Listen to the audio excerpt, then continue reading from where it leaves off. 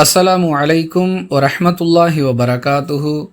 ரசூலுல்லாஹி ஸல்லல்லாஹு அலைஹி வஸல்லம் அவர்கள் ஒவ்வொரு தொழுகைக்கும் ஒலு செய்யக்கூடியவர்களாக இருந்தார்கள் என அனஸ் ரதியல்லாஹு அன்ஹு அவர்கள் கூறிய பொழுது, நீங்கள் எப்படி செய்வீர்கள் என்று கேட்கப்பட்டது. ஒலு முறியாமல் இருந்தால் எங்களுக்கு ஒரு ஒலுவே போதுமானதாக இருந்தது என்று அனஸ் ரதியல்லாஹு அன்ஹு அவர்கள் பதில் கூறியதாக அம்ர் இப்னு ஆமீர் கூறுகிறார். நூல் புகாரி, ஹதீஸ் எண் 214. ஒவ்வொரு தொழுகைக்கும் ஒலு செய்ய வேண்டும் என்பது அனைவரும் தெரிந்த தகவல்.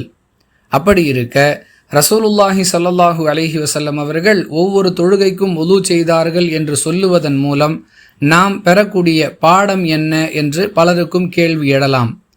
அன்பானவர்களே, அதை தொடர்ந்து வரக்கூடிய வாசகம் நம்முடைய கேள்விக்கு பதிலாக அமைகிறது.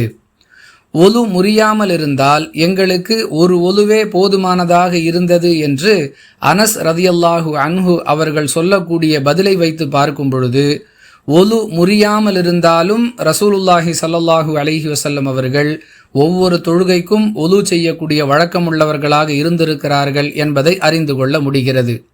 எனவே நாம் ஒரு தொழுகைக்காக செய்த உலு முறியாமல் இருந்தாலும் அடுத்த தொழுகைக்காக மேலும் உலு செய்து கொள்வது நபி வழி என்பதை இந்த ஹதீஸிலிருந்து அறிந்து கொள்கிறோம்.